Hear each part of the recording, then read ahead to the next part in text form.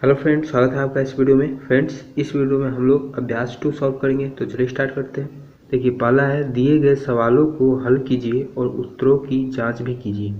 इसमें क्या करना है, पहले तो आपको डिवाइड करना है, भाग देना है। ठीक है, इसमें इससे भाग देना है और उसके बाद आपको जाँच करके भी बताना है कि आप जो भाग दिए है वो सही है या फिर गलत है। ठीक है, तो देखिए पहला भाग है 9 से इसको भाग दिए तो एक बार में लग गया, कट गया पूरा पूरा। फिर 4 उतार दिए, फिर 9 से नहीं लगेगा तो 3 भी उतार दिए और 2 अंक उतारते हैं तो एक जीरो देते हैं, तो एक जीरो दे दिए। फिर 9 चौका 36, फिर 13 में से 6 गया तो 7 और 3 में से 3 गया तो 0। फिर 2 उतार दिए, 9 8 72। ठीक है, पूरा पूरा कट गया। अब इसको चेक करेंगे कि ये जो भाग दिए है वो सही है कि गलत है। ठीक है, तो देखिए भाज्य का फॉर्मूला होता है भाजक गुने भागफल जोड़ शेष। तो शेष तो यहाँ पर कुछ नहीं है, जीरो बच गया। ठीक है, इसको बोलते हैं शेष, इसको बोलते हैं भाज्य, इसको बोलते हैं भाजक, इसको बोलते हैं भागफल। तो ये जो फॉर्मूला है भाज्य निकालने का, ठीक है, भाज्य मतलब कि ये निकालने का। तो अगर ये इस फॉर्मूला से वापस से ये आ गया, मतलब कि ये जो भाग दिए हैं वो सही है। ठीक है, तो भाज्य का फॉर्मूला हो गया भाजक, तो भाजक गुने भागफल जोड़ शेष। ठीक है, तो इन दोनों को गुना कर दिए तो 9 4 3 2 आ गया, जो कि भाज्य है। तो भाज्य इतना है और यहाँ पर भी यही आ गया, मतलब कि ये जो भाग है वो सही है। ठीक है, देखिए लिख दिए, अर्थात हमारा उत्तर सही है। ठीक है, ये लिख देना लास्ट में। फिर दूसरा है 12 से भाग देंगे 4 बार में, तो 12 चौका 48, घटाए तो 3 हो गया और 2 उतार दिए। फिर 2 बार में 12 दूना 24, घटाए तो 8 उतार दिए। फिर ये 9 उतार दिए, फिर 12 सत्ते 84, 9 में से 4 गया तो 5, फिर 0 उतारे और 4 बार में 48, तो शेष बच गया 2। फिर इसको चेक करेंगे तो भाज्य का फॉर्मूला होता है भाजक गुने भागफल जोड़ शेष। तो भाजक क्या है, 12 है, भागफल इतना है और प्लस शेष, शेष ये रहा। इन दोनों को गुना किए तो इतना आ गया, फिर 2 जोड़ दिए तो इतना आ गया। ठीक है, मतलब कि भाज्य आ गया। तो भाज्य यहाँ पर यही है, दोनों सेम सेम है, अर्थात हमारा उत्तर सही है। फिर तीसरा है 14 से भाग दिए, 14 पंचे 70, घटाए तो 8 हो गया। फिर 4 उतार दिए, 14 छक 84, घटाए तो पूरा पूरा कट गया। फिर 2 उतार दिए, अब भाग लगने वाला नहीं है तो एक जीरो दे के छोड़ दिए। ठीक है, तो ये शेष हो गया। फिर उसी फार्मूला से भाज्य बराबर भाजक गुने भागफल जोड़ शेष।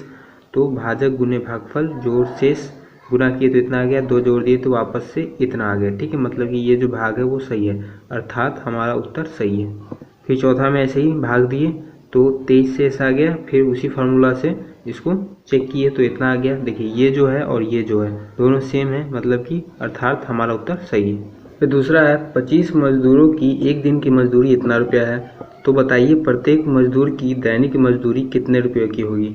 तो एक मजदूर का एक दिन का दैनिक मजदूरी आपको बताना है। ठीक है, तो 25 मजदूर का एक दिन का मजदूरी यहाँ दिया हुआ है, तो एक मजदूर का एक दिन का मजदूरी कम होगा, तो कम के लिए क्या करते हैं, डिवाइड करते हैं। तो इसमें 25 से भाग दे देंगे, तो प्रत्येक मजदूर की दैनिक मजदूरी निकल गया, इतना से भाग दे दिए तो आ गया 70। ठीक है, तीसरा है इतना को किसी संख्या से भाग देने पर भागफल इतना मिलता है, भाजक संख्या ज्ञात कीजिए। इतना को किसी संख्या से भाग दे रहे हैं तो ये क्या हो जाएगा, ये हो जाएगा भाज्य। ठीक है, किसी संख्या से जिसको भाग देते हैं उसको भाज्य बोलते हैं।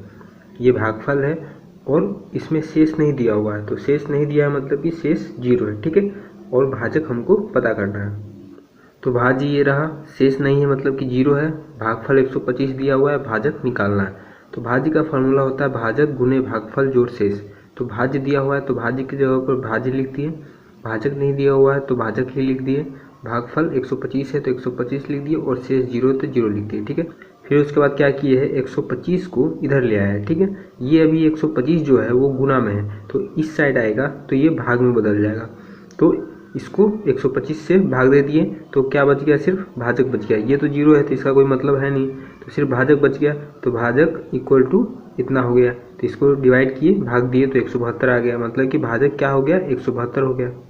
चौथा है दो संख्याओं का गुणनफल इतना है, उनमें से एक संख्या 125 है तो दूसरी संख्या ज्ञात कीजिए। एक संख्या दे दिया है, दूसरी संख्या निकालना है और दो संख्याओं का गुणनफल भी दे दिया है। ठीक है, तो देखिए दूसरी संख्या निकालने का फॉर्मूला होता है दो संख्याओं का गुणनफल अपॉन एक संख्या। ठीक है, पहली संख्या एक संख्या जो भी बोले, तो दो संख्याओं का गुणनफल दे दिया हुआ है और एक संख्या भी दे दिया है, भाग दे दिए तो आ गया 925, तो दूसरी संख्या क्या हो गया 925। पांचवा है 35 मोबाइल सेट की कीमत इतना है। 35 मोबाइल का जो कीमत है वो इतना रुपया है। बताइए एक मोबाइल सेट की कीमत कितने रुपए की होगी। तो एक मोबाइल का दाम बताना है। तो 35 मोबाइल का इतना है तो एक का कम होगा, कम के लिए क्या करते हैं, भाग देते हैं। तो इतने को 35 से भाग देंगे, ठीक है। तो एक मोबाइल सेट का कीमत हो गया 1075 रुपया, भाग दे दिए तो 1075 आया। छठा है, यदि भाजक इतना, भागफल इतना और शेषफल 5 है तो भाज्य ज्ञात कीजिए। तो भाज्य निकालने का फॉर्मूला होता है, देखिए ये फार्मूला होता है भाज्य निकालने का, भाजक गुने भागफल जोड़ शेष। तो भाजक दिया हुआ है और भागफल भी दिया हुआ है, शेष भी दे दिया है। तो गुना कर दिए तो इतना आ गया, फिर 5 जोड़ना है, जोड़ दिए तो इतना आ गया। तो भाज्य क्या हो गया, इतना। साथ है, गणतंत्र दिवस मनाने के लिए 5वीं कक्षा के बच्चों ने कागज की झंडियाँ बनाई। 5वीं कक्षा के जो बच्चे हैं वो कागज की झंडियाँ बनाते हैं। कक्षा में 30 बच्चे थे, हर एक ने 3 झंडियाँ बनाई। कक्षा में कुल मिला के 30 बच्चे हैं और एक बच्चे ने 3 झंडे बनाए, ठीक है। तो पहला सवाल है कुल कितनी झंडियाँ बनी। तो एक बच्चा 3 झंडा बना रहा है तो 30 बच्चे ज़्यादा बनाएंगे, ज़्यादा के लिए गुना कर दे, ठीक है। तो 30 गुने 3 कर देंगे तो कुल झंडियों की संख्या कितना हो गया, 90। 30 गुने 3 कर दिए तो हो गया 90। फिर दूसरा है, झंडियाँ बनाने के बाद उन्होंने स्कूल की सभी कक्षाओं में बराबर बराबर झंडियाँ लगाने की सोची। अब झंडियाँ तो बन गया, ठीक है। झंडा बनाने के बाद क्या हुआ कि जितना भी कक्षा है स्कूल का सब में बराबर बराबर झंडा लगाने का सोचा गया, ठीक है। स्कूल में कुल 8 कक्षा है और स्कूल में कितना कक्षा है, क्लास है, 8 क्लास है, ठीक है। हर कक्षा में कितनी झंडियाँ लगेगी, तो हर एक कक्षा में कितना झंडा लगेगा ये पूछा है, ठीक है। तो कुल झंडियाँ कितना है, टोटल झंडा 90 है, ठीक है।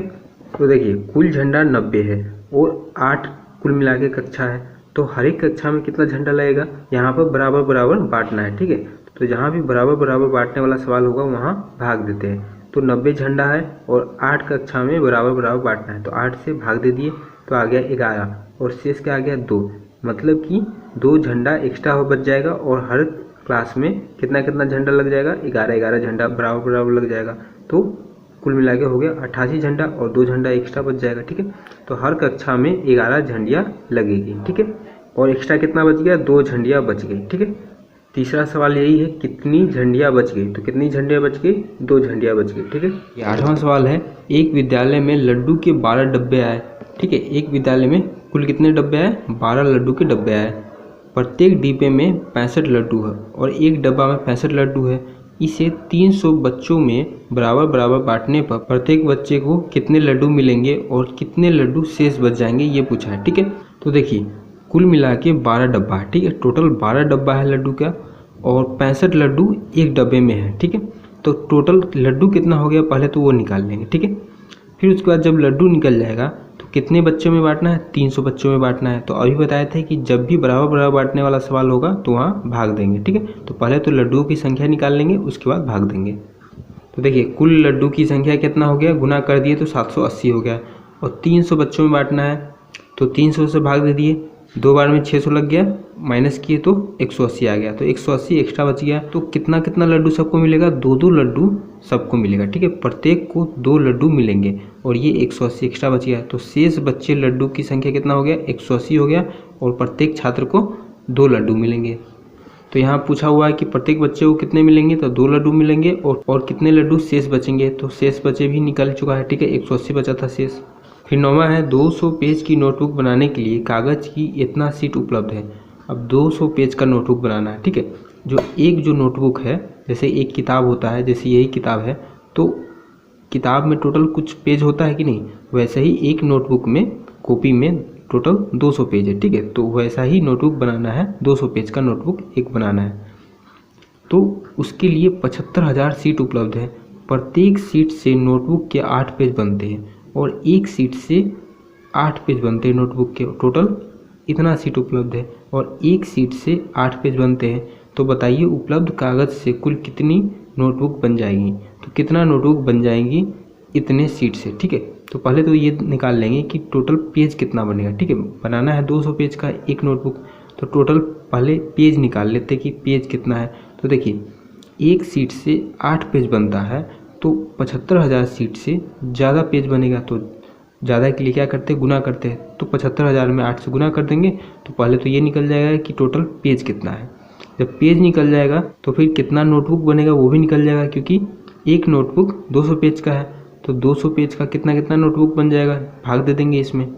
तो देखिए एक सीट से नोटबुक के 8 पेज बनते हैं, तो 75,000 सीट से बनने वाले पेजों की संख्या, ठीक है, कितना पेज बन जाएगा, इकाई दहाई सैकड़ा हज़ार 10,000 लाख 6 लाख पेज बन जाएगा 75,000 सीट से, ठीक है। तो अब इतना पेज बन गया, टोटल 6 लाख पेज है और एक नोटबुक जो है वो 200 पेज से बनता है।